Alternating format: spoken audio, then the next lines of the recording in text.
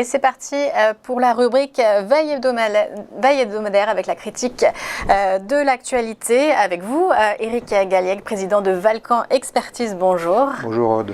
On commence avec la revue de la performance hebdomadaire des différents indices. Et c'est une hausse cette semaine.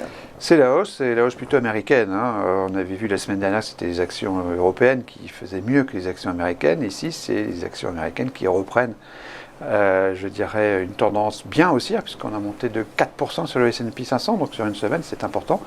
Un petit peu moins en Europe, puisqu'on fait un peu moins de 2%, ce qui reste quand même un chiffre important. Et bien sûr, si on doit rajouter la variation du jour, qui est à nouveau haussière de 1%, on est donc clairement dans une tendance haussière, avec donc un euro qui, lui, a baissé un petit peu.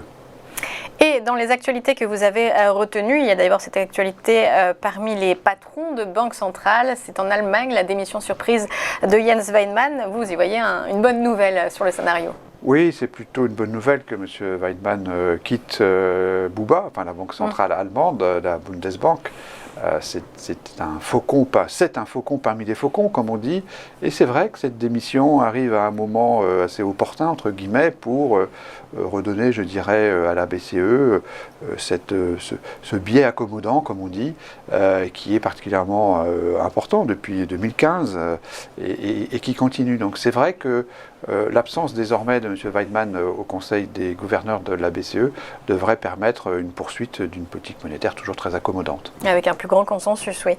La deuxième actualité, les taux à yield qui remontent en Europe, ça c'est pour les entreprises les moins bien notées. Alors on a effectivement un phénomène de hausse des taux qui n'est pas dramatique. On voit sur le graphique, on a quand même bien monté au cours du mois écoulé, mais ça reste des données absolues qui ne sont absolument pas trop inquiétantes. Ça semble assez logique, mais ça montre quand même un phénomène de stress sur les entreprises moins bien notées, avec une déstructuration sur les systèmes sur les spreads, sur les différentes catégories donc, de notes, mais globalement une hausse qui nous semble refléter un début peut-être de stress sur les entreprises et sur ce phénomène aussi de ralentissement économique qui semble de plus en plus marqué en Europe. Ça, forcément, impact négatif. Et puis, il y a eu la Chine aussi, cette croissance chinoise qui ralentit. Alors, c'est une information qui datait du début de semaine, effectivement, mais qui nous semble importante. Ce ralentissement du PIB chinois, donc 4,9%, inférieur à ce qui était anticipé, confirme que la deuxième économie mondiale n'est plus désormais le moteur de l'économie mondiale. C'est un élément important par rapport à ce qui s'est passé depuis une vingtaine d'années, quasiment. Donc il ne faut pas aller chercher en Chine de la croissance, c'est plutôt ailleurs, chez nous éventuellement. Mais on a de ce point de vue-là quelque chose qui ressemble assez bien à l'année 2018, au cours de laquelle on avait vu donc ce ralentissement chinois qui avait motivé en partie donc une correction de marché en fin d'année.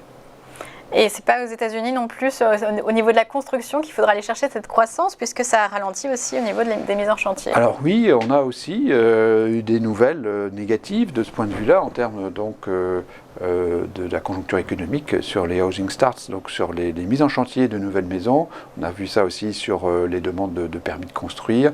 Et plusieurs indicateurs montrent, on le voit sur le graphique, que le marché de la construction aux États-Unis s'est retourné depuis déjà 6-7 mois.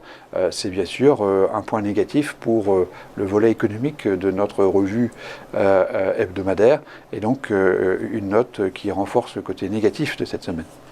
Et oui, puisque la note finale, c'est -2. C'est -2, parce qu'on a effectivement 3 à -1, 3 éléments négatifs, 2 sur l'économie, on vient de le dire, 1 sur le financier, avec la relative tension du high yield européen, et un point positif côté monétaire, avec un peu le sentiment que la Banque centrale européenne restera extrêmement accommodante avec le départ de M. Weidmann. Donc c'est plutôt négatif donc cette semaine pour la notation de l'actualité. Et pourtant, les marchés augmentent. Donc, qu'est-ce qu'on fait avec notre portefeuille d'investissement? Et pourtant, les marchés montent. Et pourtant, ils montent. Ils montent ce matin sur des publications de résultats, essentiellement donc, de L'Oréal, qui effectivement a publié des chiffres d'affaires extrêmement intéressants. Donc, le marché monte et nous avons une actualité qui s'était dégradée. Donc, au total, nous restons dans une posture défensive. Je considère que la hausse que l'on a aujourd'hui est probablement la phase un petit peu terminale du cycle actuel.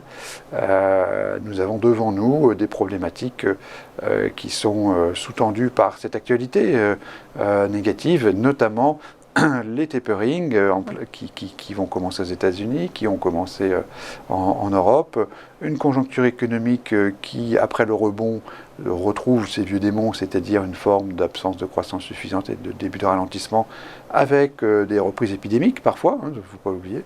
Donc tout ceci nous rend prudents à un moment où les bénéfices sont au plus haut, effectivement, et où on a des bonnes nouvelles de ce point de vue-là. Nous restons donc prudents et recommandons donc d'être sous-pondérés en action aujourd'hui. Eh bien, merci pour cette analyse, Éric Galliègue. Je rappelle que vous êtes président de Valcon Expertise.